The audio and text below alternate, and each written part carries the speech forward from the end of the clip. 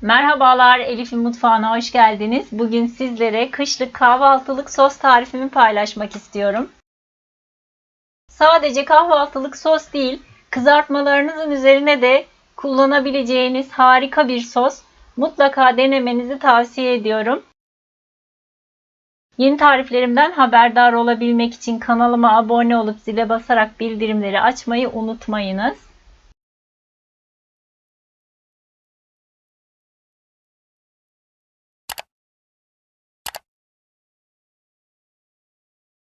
Sosum için 2 kilo Bursa domatesim var. İyicene yıkadım. Yani sivri yumurta domates.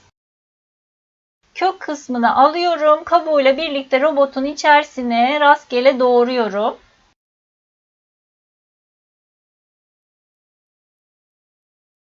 İyicene çekiyorum. Ben iyicene çektiğim için kabuğu tamamen kayboluyor. Hiç içinde belli olmuyor. O yüzden soymayı tercih etmiyorum. Ama tabii ki siz isterseniz soyabilirsiniz de.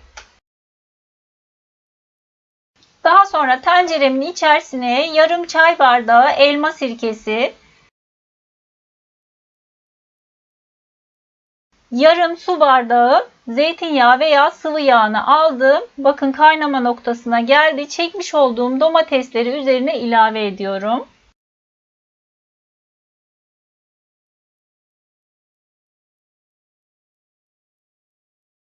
Daha sonra kaynayana dek harlı ateşte tutuyorum. Ara ara karıştırıyorum.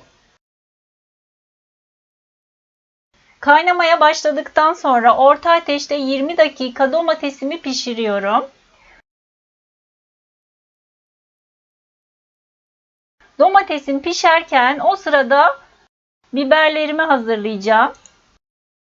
4-5 adet kırmızı kapya biberi, tohumlarını temizliyorum. Onu da robotun içerisine doğruyorum. Yine incecik çekeceğim bunu da.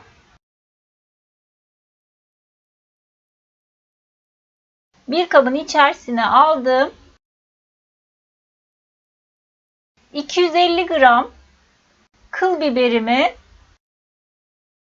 yıkadım. Yine robotun içerisine doğruyorum. Bunu da incecik çekeceğim. Acı seviyorsanız acı kıl biber kullanabilirsiniz veya cin biber. Çok daha lezzetli olacaktır sosunuz.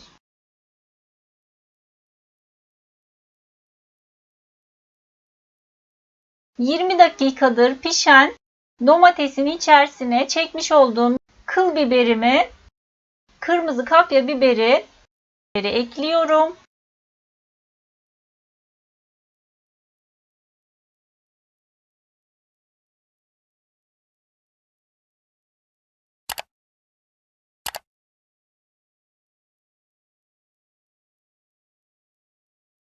Daha sonra yaklaşık 1 yemek kaşığı kadar kaya tuzu ekliyorum. Tuzun miktarına, tadına bakarak kendi damak zevkinize göre ayarlayabilirsiniz.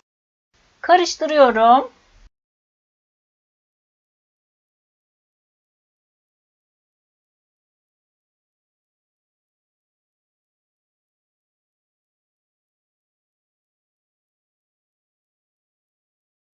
Bir tatlı kaşığı şeker ekliyorum. Domatesin asidini alsın diye. Bakın kaynamaya başladı. 15 dakikada bu şekilde kaynatıyorum. Ara ara karıştırıyorum tabii ki.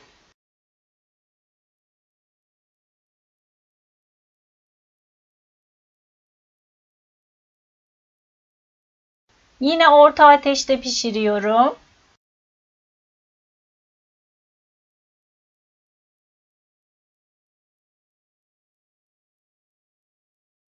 ...15 dakikadır orta ateşte pişen sosumun içerisine 4-5 diş rendelenmiş veya dövülmüş sarımsak ekliyorum.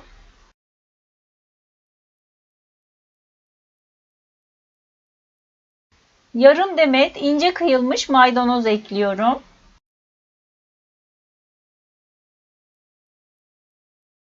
İyice karıştırıyorum.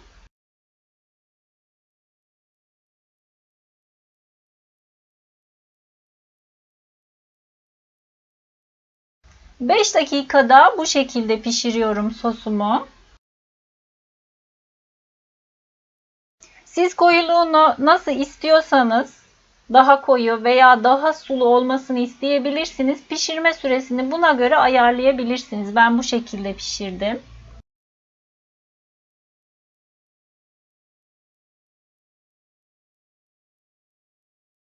Bu sırada bakın kavanoz ve kapaklarımı önce iyice yıkadım sabunla. Daha sonra tencerenin içerisinde bakın gördüğünüz gibi yaklaşık 10 dakika kadar kaynatıyorum. Sosumu ocaktan almadım. Ocağın altını kıstım.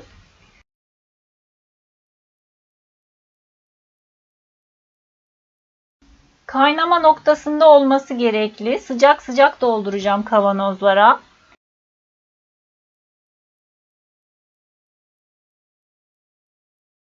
Kaynayan kavanozlarımı iyice kuruladım. Daha sonra bakın cezveyle çok daha kolay dolduruluyor. Kavanozlara dolduruyorum.